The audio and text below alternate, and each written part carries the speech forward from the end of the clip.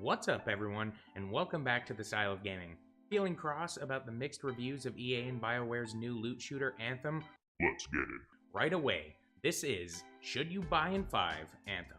Anthem released at a bunch of random times because EA loves money, but as a console player, it hit February 22nd, 2019. Anthem is a game that seeks to mingle the history of Bioware's narrative-driven games, exemplary world-building, and immersive dialogue schemes into the modern gaming environment, the loot shooter, instance universe in the vein of Destiny, Warframe, and The Division. Following our format, a brief synopsis of the story is just that. Brief.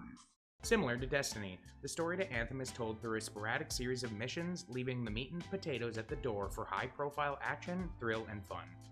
Not to say the story isn't there, but the intricacies outlined in the game remind me of when Luke asked Obi-Wan of his time in the Clone Wars. They're establishing a lore scheme that might not be ironed out at this point, so I hope to see the burgeoning of prolific characters and mythos as the lore makes itself apparent in time.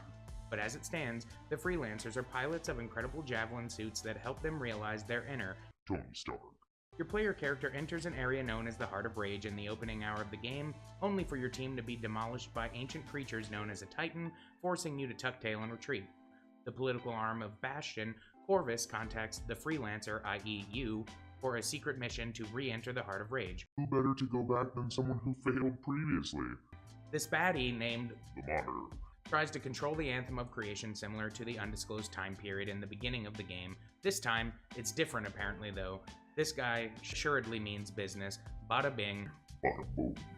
The thing with this game is the lore and the ideas are totally there, just kind of shifted around in strange parts. I love that I can access lore inside of the game's library for starters, yes! The thing Anthem gets most right, and man is it so right, is the gameplay. Exploring the lands of Bastion was one of the most exhilarating experiences I've had in gaming. I'm happy to say that it has yet to fade nearly 50 hours in. Each javelin is a thrill, offering different movement mechanics and combat options. Your classes, the Ranger, the Interceptor, the Storm, and the Colossus, are truly emblematic of classic RPG roles and each feels impressive and worthy of your time. Combat is silky smooth and feels like a dream. Each weapon, while some have some feel overlap, are unique in implementation and actually feel weighted and powerful. Loot has a ranking from common to legendary, and there is a surprising amount of named weapons and unique gear in the game. I feel each javelin was intimately developed, paying close attention to how it would function and change roles in a team. The systems in Anthem are good and bad for combat. The UI needs some work, not just bugs, but general concepts like when your partners are down, needs amping up, specifically a notification, but ultimately I forget about these hiccups when engaging in the primers and detonator system, a deeper layer to understanding combos and effects. Combos are sweet!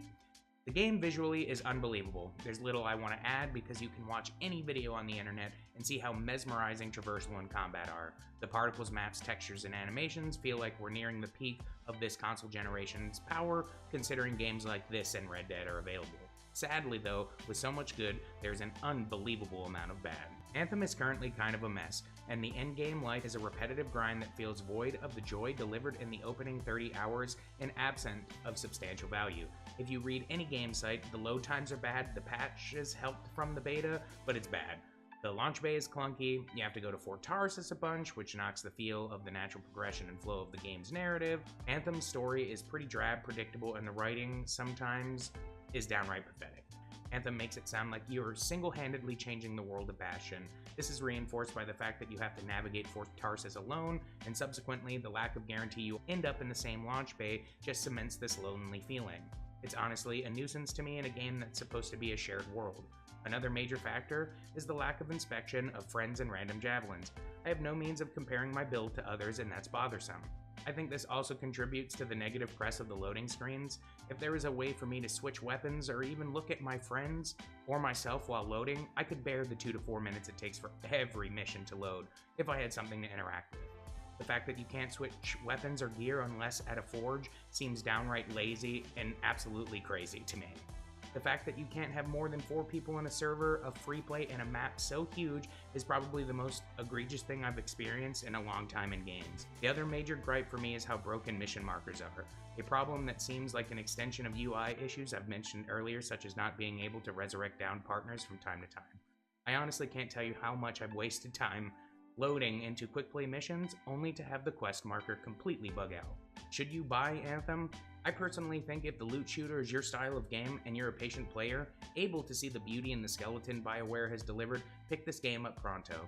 Otherwise, I'd wait for major patches addressing server stability, UI changes, and general quality of life before getting into this game.